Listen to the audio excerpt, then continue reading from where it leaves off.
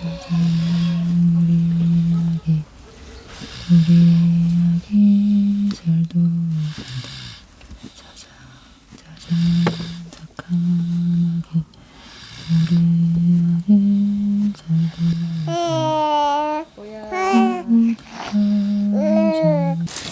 얘들아, 이거 갖고 놀아. 싸우지 마, 또 있다, 또. 조용아, 이게 뭐야? 고기야? 고기가 뭐야, 그러면? 장바구니에 고기를 담을 수가 없었다. 한국에 유통되는 돼지고기의 99.9%가 공장에서 온다는 걸 알게 됐기 때문이다.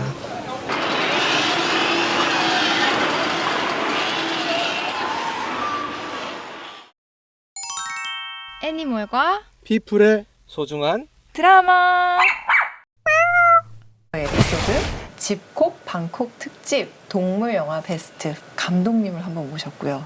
그리고 KBS의 영화 평론가가 계세요. 안녕하세요. 안녕하세요. 네. 반갑습니다. 네.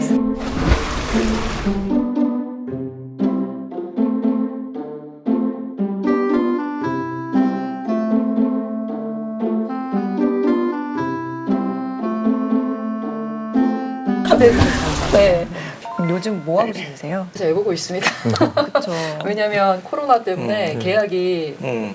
굉장히 늦춰져가지고 지금 도영이 누가 봐주고 계신가요? 그 긴급 돌봄이라는 게 학교에 있어요. 아, 네. 영화 속에는 도영이는 한 3살부터 한 6살까지 네. 모습이 나오는데 지금 이제 초등학교 5학년이거든요. 와. 다큐 영화. 네. 그렇죠. 잡식 가족의 딜레마. 네.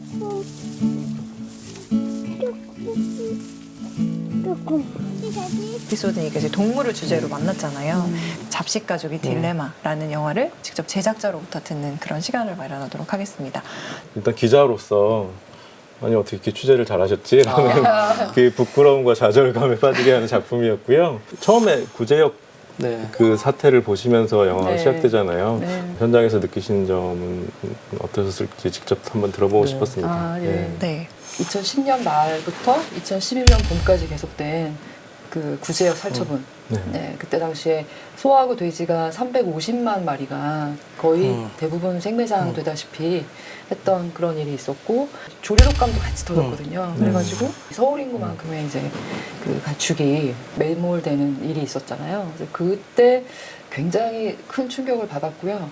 그 전에도 이제 저는 계속해서 동물에 대한 영화를 천착해 왔는데도 불구하고 그냥 제가 먹는 동물은 그냥 먹는 동물로만 생각을 했던 거죠. 그러다가 이제 구제역 살처분이 계기가 되면서 이상한 질문들이 들더라고요. 저 많은 돼지들이 다 어디 있다 왔을까? 그리고 근데 저렇게 많은 돼지들이 있는데도 불구하고 나는 왜 돼지를 한 번도 본 적이 없지? 고기 말고 살아있는 돼지를. 맞아요. 그런 질문이 이제 같이 막 들면서 돼지에 대한 영화를. 그래서 이제 제 마음대로 돼지를 캐스팅을 해버린 거죠.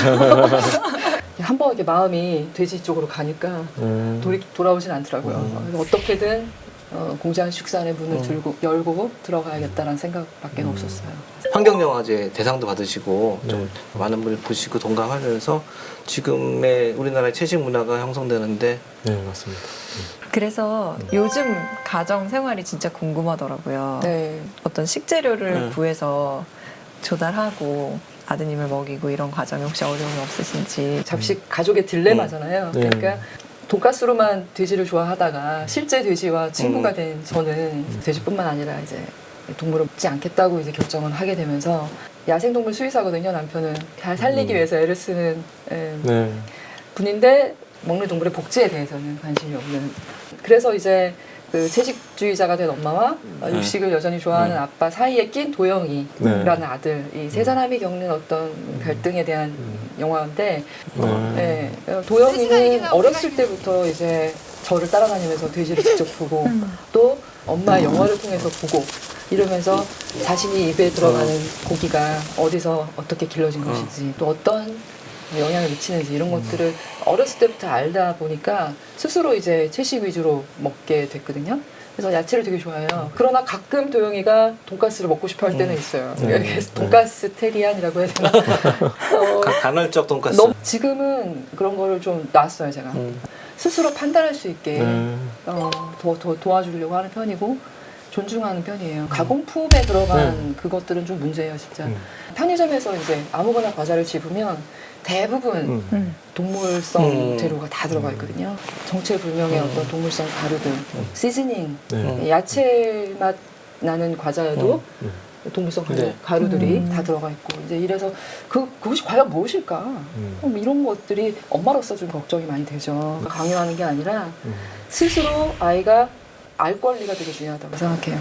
지금 말씀하신 육아의 마음가짐이 영화의 태도하고 비슷하다고 보여지는 거예요. 그래서 주장을 강요하시는 게 아니고 이런 것도 보여드리고 저런 것도 보여드림으로써 소비자들의 알 권리를 그렇죠. 단절된 것들을 보여주심으로써 그런 태도가 맞닿아 있다고 보여졌습니다. 맞아요. 영화가 뭐 채식을 하자라고 주장하는 영화는 결코 아니었고요. 이렇게 정말 돼지의 돈권을 이렇게 존중하는 산골 농장의 모습도 보여드리고 하지만 그 안에서 딜레마도 또 있거든요.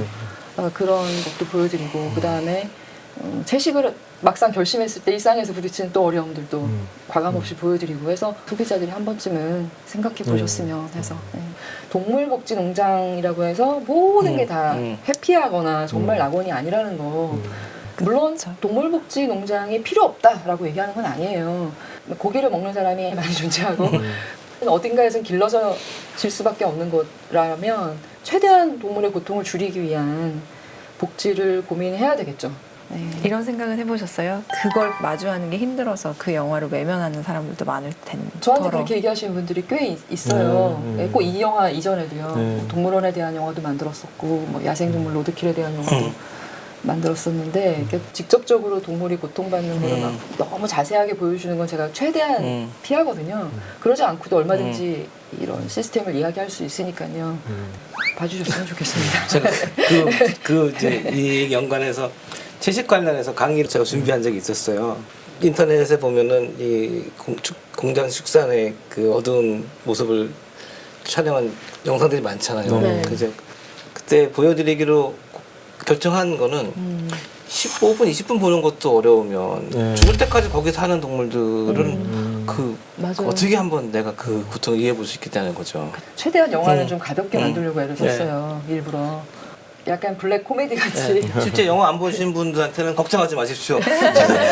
실제 현실이 강한 맛이라면 엄청나게 순한 맛 버전인 거잖아요. 순한 맛 버전이죠. 실제로 가보면 축장도 사실은 제가 들어가려고 애를 썼지만 결국은 들어갈 수 없었거든요. 촬영 협조를 못 받아서 못 들어갔고 돼지의 사랑스러운 모습, 또 도영이 어린 도영이의 어떤 그런 사랑스러운 모습들이 많이 나오니까 힘들지 않게 보실 수 있을 거예요. 네.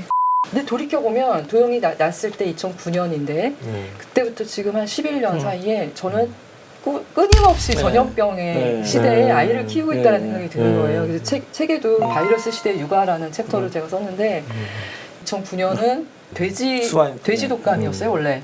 멕시코 쪽에 있는 거대한 양돈 공장식 축산에서 이 바이러스가 사람에게 전이됐다. 그렇게 역학조사 결과 나왔고 삽시간에 전 세계로 퍼져가지고 한국까지 온 거예요. 바이러스의 위력을 그때 알았는데 결국 우리나라에서도 200 몇 명이 사망했죠. 그 다음 해에 구제역 살처분이 진행이 됐죠. 조류독감과 같이. 그리고서 또 조류독감이 대규모로 일어나서 뭐 엄청난 한 번 할 때마다 정말 셀 수 없는 우리가 메모리 됐죠. 그리고서 2015년도에 메르스가 터졌었어요. 그리고 나서 지금 이제 다시 아프리카 돼지열병과 코로나. 종류는 계속해서 좀 다른 것 같지만 결국은 뭐냐면 동물과 인간 사이에서 일어나는 바이러스의 문제인 것이고 이게 결국은 그동안의 인간들이 너무 동물들을 일방적으로 착취하고 그게 공장 축산이 됐던 야생동물을 무자비하게 서식지를 파괴하고 잡아먹는 것이 됐던 간에 정말 이 인간들이 지금까지 해온 어떤 그 행위에 대한 업보가 아닌가. 저는 지금이야말로 정말 우리가 동물과 맺는 관계를 정말 진지하게 돌아볼 수 있는 절호의 기회가 아닌가. 여기에서 어떤 반성이 없이 계속 간다라면 지금 뭐 이거는 저는 서막에 불과할 거라고 생각하기 때문에 이 공장식 축산과 기후위기 또 동물의 권리와 인간의 권리 모든 것이 다 지금 하나로 총체적으로 우리가 바라봐야 되는 시기 아닌가 생각하고 있습니다. 통 기자님은 어떤 장면이 가장 인상 깊으셨어요? 그 원 선생님 복지농장이 순환 농장이잖아요. 그래서 작물이 비료가 되고 그 비료가 작물이 먹이가 되고 먹이가 다시 똥이 되고 네. 똥이 다시 비료가 돼서 네. 이제 순환해서 버리는 게 없다라고 네. 말씀하셨는데 로컬에서 생산해서 그렇죠. 네. 버리지 않고 먹게 네. 되면 지금의 문제가 많이 해결되는 네. 것임에도 불구하고 너무 많이 생산하고 너무 네. 많이 네. 먹고 이제 여러 가지 육가공식품이 싸게 나오니까 맞아요. 질이 낮은 고기나 가공식품들인 거죠. 건강 문제도 양극화가 되는 축산업으로 네, 인해서 맞습니다. 예 그래서 그런 순환의 모습을 보여주신 것도 저는 너무 좋았습니다. 네. 이 영화를 보시고 한번 내가 먹는 것에 대해서 관심이 생기면 좀 더 들여다보시고 그러면 나와 동물과 환경을 또 새롭게 보고 우리 삶도 변하는 계기가 될 것 같아요. 그러니까 사람들이 지금 쉽게 너무 쉽게 고기를 많이 먹게 네. 되는 게 내가 죽이지 않고 내 손에 불편한 피나 걸. 똥을 묻히지 않기 때문에 동물의 울음을 듣지 않기 때문에 편하게 먹을 수 있는 거지 사실 직접 한다면 이렇게 많이 못 먹어요. 네. 그래서 절대로 고기를 먹는 일은 편할 수 없는 일이고 편해서도 안 되고 근데 지금 너무 편해졌고 예, 근데 그 편함이 나는 편할지 모르지만 다른 어딘가에서 네. 굉장히 많은 사람들에게 불편함을 주는 거죠. 축산을 떠받치고 있는 거는 이주 노동자들의 노동이에요. 값싼 노동이에요. 네. 가장 쉽게 들어갈 수 있는 예, 네. 문턱이 낮은 직장이 바로 이제 축산 쪽이거든요. 비자도 잘 나와. 그쵸? 실제로 죽기도 많이 죽어요. 거기서 이주 그렇기 노동자들이 때문에. 돼지 똥 치우다가 많이 죽어요. 폴 맥카트니가 한 유명한 말이 있잖아요. 그 도살장과 이 공장 축사를 이 유리로 돼 있어 우리가 볼 수 있으면 많은 사람 채식을 할 거다 그러는데 우리가 가서 볼 수 없는 게 사실이거든요. 근데 이제 오늘 소개하는 영화는 그 벽을 살짝 들여다볼 수 네. 있는 조그만 기여가 될 것 같다는 데서 저는 큰 의미를 갖고 있습니다. 함께 볼 책을 소개해드려야 되는데 그치. 이제 감독님께서 네, 직접 네. 쓰신 사랑할까 먹을까도 네. 최재천 교수께서 쓰신 다윈지능 이 책은 뭐 생명이 어떻게 진화했는지 어떻게 더불어 네. 사는지 이런 것들을 좀 쓴 에세이신데 아까 이제 조류 인플루엔자라든지 코로나 바이러스라든지 이 부분에 대해서 적확하게 써주신 부분이 있어서 좀 읽어드렸으면 합니다. 네. 우리는 닭 한 마리만 비슬거리기 시작해도 순식간에 닭장 안의 모든 닭들이 감염될 수 있다는 걸 경험적으로 잘 알고 있기 때문에 아직 멀쩡해 보이는 닭들까지 몽땅 끌어다 묻는 것이다. 야생조류의 개체군은 유전적으로 다양한 개체들로 이루어져 있기 때문에 그들 중 한두 마리가 감염돼도 좀처럼 전체로 번지지 않는다. 그러나 우리가 기르는 닭은 오랜 세월 특별히 알을 잘 낳는 닭들을 가려내는 인위 선택 과정을 거치는 바람에 비록 유전자 복제 기술에 의해 만들어지진 않았어도 거의 복제닭 수준의 빈곤한 유전적 다양성을 갖고 있다. 그래서 일단 조류 인플루엔자 바이러스가 닭장 안으로 진입하기만 하면 모든 닭들이 감염되는 건 시간 문제일 뿐이다. 우리가 지금 기르고 있는 닭은 원래 동남아시아 열대림에 서식하는 붉은 맷닭을 가축화한 것인데 이제는 더 이상 자연계에 존재하는 동물이라고 보기 어렵다. 도대체 자식을 하루에 하나씩 낳는 동물이 이 세상 천지에 어디에 또 있단 말인가. 닭은 오랜 세월 우리 인간이 인위적으로 만들어낸 괴물이다. 그 괴물이 이제 우리의 생명을 위협하고 있다. 그들을 공격하던 바이러스가 언제부턴가 인간도 공격하기 시작했다. 우리가 먹는 치킨이 동물이 아니다라고 단 선언적으로 말씀을 하신 거고요. 그게 이제 인간의 기술이 이 공장식 축사를 만들어내면서 생태를 거스르는 일이 너무 많아졌고 그것이 역풍으로 우리에게 이제 위협으로 다가오고 있다라는 말씀을 제가 하고 있어서 제가 함께 한번 읽어보시면 좋을 것 같습니다. 저도 하나 가지고 왔는데 이영균이라고 하는 프리랜서 칼럼니스트가 옥자를 보고 나서 쓴 감상문이었는데 이런 대목이 있더라고요. 누구에게도 돼지나 소, 고양이 등 동물의 생명을 인권처럼 여길 것을 강요할 수는 없다. 하지만 같은 이유로 누구도 그들을 함부로 대할 권리 또한 없다. 네. 이 단순한 논리는 반려동물을 한 번이라도 키워본 사람이라면 단박에 알 수 있을 것이다. 이전엔 접촉해 본 적이 거의 없던 대체 무슨 생각을 하는지 알 수 없는 까만 눈동자의 동물이 자신의 이불 위를 사뿐사뿐 돌아다닐 때의 그 경악스럽고도 경이로운 감정. 그 동물이 자신의 가족과 얽히고 설키며 불러오는 일상의 독특한 균열. 그런 감정이 바로 동물이 결코 도구나 물건이 아니라는 증거다. 네, 너무 좋네요. 그쵸? 네. 옥자하고 약간 교집합이 있어서 네, 거기에 오히려 그렇게 굉장히, 얘기해 주시면서. 교집합이 굉장히 많은 네. 영화고요.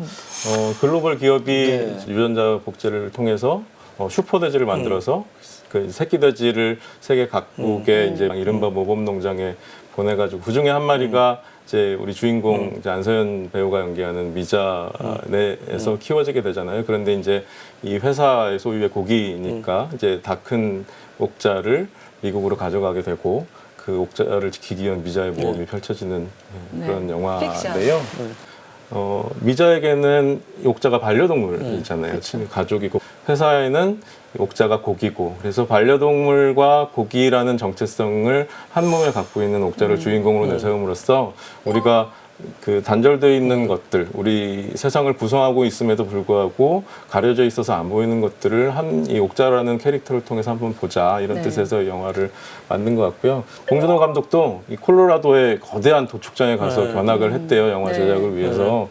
그래서 소 도축하는 과정을 낱낱이 본 뒤에 고기를 먹지 못하게 됐다라고 얘기하고 계십니다. 결국은 깔려있는 메시지는 그 식육 산업에 대한 비판, 그리고 이제 대규모로 비인도적으로 동물을 사육하고 도축하는 그 시스템에 대한 비판이 담겨있는 영화가 옥자이잖아요. 잡식가족의 딜레마랑 굉장히 같은 메시지를 담고 있는 영화라고 생각이 들고, 듣자 하니까 봉준호 감독님이 극장에서 제 영화를 보고 가셨다는 흥문을 어디선가 들었는데 사실인지 아닌지 제가 확인은 못했고요. 확인하셔야죠. 보셨을 잡식가족의 겁니다, 딜레마에서 아마. 어떤 영감을 받으셨는지 꼭 여쭤봐야겠네요. 꼭 여쭤- 방송을 통해서. 제인구달 박사님도 제 영화를 보시고 이렇게 메일을 주셨어요. 돼지나 닭들을 직접 키우면서 느꼈던 것들을 얘기를 해주셨는데, 돼지는 굉장히 지능이 높고 영리한 동물이다. 개 이상으로 IQ가 높다라고 알려져 있어요. 봉준호 감독의 영화에서 보면 설국열차라든지 이번에 기생충이라든지 서로가 서로를 모르기 때문에 예기치 않게 벌어지는 일들이 굉장히 많아요. 봉준호 감독의 관심사이기도 한데, 인간이 대단히 발전한 것 같지만 그 인간의 오만이 어떤 위협을 우리에게 스스로 가져오고 있는가를 의사소통의 문제를 통해서 제기를 많이 하고 있고요. 그래서 고기로 태어나서에서도 이게 굉장히 중요하게 써 있어요. 고기로 태어나서 돼지 농장, 양계 농장, 개 농장까지 직접 이 작가분이 들어가서 그 정말 열악한 환경 속에서 일하시면서 써낸 노동 에세이인데요. 제가 이 책 거의 줄치면서 읽는데 이 책은 밑줄을 그을 수가 없었습니다. 밑줄을 그으려면 다 그어야 되는 정말 놀라운 책이었는데 인상 깊었던 내용 한번 읽어드리도록 하겠습니다.